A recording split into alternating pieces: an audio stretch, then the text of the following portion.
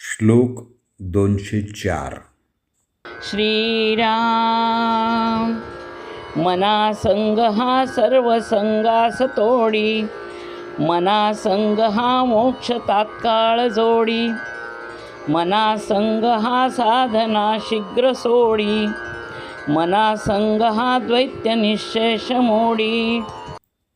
श्रीराम. यापूर्वीच्या श्लोकामध्ये दुर्जन संग सोडून फक्त सज्जन संगती धरावी असं समर्थ सांगतात. या श्लोकात मात्र मना संग हा सर्व संगास तोडी असं ते म्हणतायत. काट्यानं काटा काढावा ही जी आपल्याकडं म्हण आहे तो भाव इथं अपेक्षित आहे. संग, आसक्ती, विषय लोलुपता हे सर्व टाकून द्यावेत असं संत मंडळी आपल्याला वारंवार सांगतात. पण साधकाच्या मनामध्ये अशी शंका येऊ शकते की देव भेटावा, मोक्ष मिळावा ही सुद्धा एक प्रकारची आसक्तीच आहे. आणि यासाठी 2-3 उदाहरणं आपल्याला देता येतील. आयुर्वेदाप्रमाणे विष हे घातक आहे, तरीही काही आजारांवर हेच विष प्राणदायी औषध म्हणून वापरलं जातं. भांडं खूप तेलकट झालं असेल किंवा कपड्यांवर डाग पडले असतील तर ते काढण्यासाठी वेगळ्या क्षारांचा उपयोग केला जातो. सर्वसाधारण भांड्यांना ते लावण्याची गरज नसते. हे उदाहरण संत संगतीचं महत्त्व सांगणार आहे. लाकडाचा किंवा भिंतीचा पृष्ठभाग गुळगुळीत करण्यासाठी पॉलिश पेपर वापरतात. तो खरखरीत असतो आणि म्हणूनच लाकडाला किंवा भिंतीला गुळगुळीत बनवतो. तसं संत स्वतःला त्रास सोसून भक्ताला किंवा साधकाला भक्ती मार्गावर नेतात. संत संगतीमुळं साधकाची विविध प्रकारच्या अडचणींमधून सहजतेनं सुटका होते. प्रपंचात किंवा परमार्थामध्ये असंख्य अडचणी येतात. संत मंडळी या अडचणीचं निराकरण होण्यासाठी मार्गदर्शन करतात आणि योग्य तो रस्ता आपल्याला दाखवतात.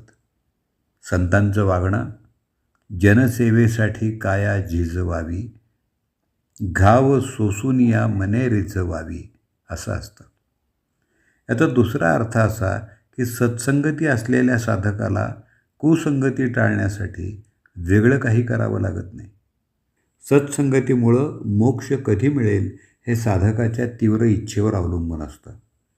मुळात मुमुक्षू पदाला पोहोचणं अवघड. त्या दृष्टीनं मुमुक्षूंची 3 प्रकार पडतात. एक म्हणजे मंद मुमुक्षू. या साधकाला मोक्ष त्वरेनं मिळाला पाहिजे असं वाटत नाही. प्रपंचाला प्राधान्य देत परमार्थ तो करतो. दुसरा मध्य मुमुक्षू. हा साधक थोडा गंभीर असतो. आपल्याला लवकर मुक्ती मिळावी असं त्याला वाटतं आणि त्या दृष्टीनं क्रमाक्रमानं हा साधक एक एक विषय वासना कमी करत जातो. आणि तिसरा तीव्र मुमुक्षू. सद्गुरूंचा सहवास लाभला की हा साधक एका क्षणात सर्वसंग परित्याग करतो. त्यावेळी साधक आणि गुरु हे वेगळे राहत नाहीत. ज्ञानेश्वर माऊली, संत तुकाराम, रामदास स्वामी हे सर्व अद्वैत मताचे आहेत. सर्वसाधारणपणे संत, सामान्य, गुरु, साधक यांच्यात द्वैत आढळतं. पण संत सज्जन हे शिष्याला बरोबरीनं वागवतात. शिष्य देखील गुरुपदाला पोचतो. जसं गुरु शिष्यांचं द्वैत संपुष्टात येतं तसंच जीव आणि ब्रह्म यांचंही द्वैत संपतं. त्याची अनुभूती येते आणि त्यासाठी समर्थ मनासंग हा द्वैत निःशेष मोडी असं म्हणतात. साधकावस्थेमध्ये असताना अद्वैत हे निष्क्रिय असतानाची स्थिती जाणून घेऊ शकत नाही. त्याची स्थिती शत्रूच्या गारड्यात पडलेल्या एकाकी वीराप्रमाणे होते. त्यावेळी संत सहवास हाच अंधारातला दिवा ठरतो. संत संग हे वस्तुतः द्वैत असलं तरी दैनंदिन जीवनामध्ये परमार्थाच्या आड येणाऱ्या कित्येक बाधक गोष्टींचा परिहार ते करतं. म्हणून साधकानं संत संगतीचा लाभ श्रद्धापूर्वक घ्यावा हे समर्थांना अभिप्रेत आहे. एका ओळीमध्ये समर्थ म्हणतात, संत संगे जन्म चुकती यातना आणि जनार्दना भेटी होय. भेटी होय सत्संगे राघवाची, आणिक भवाची शांती होय. जय जय रघुवीर समर्थ.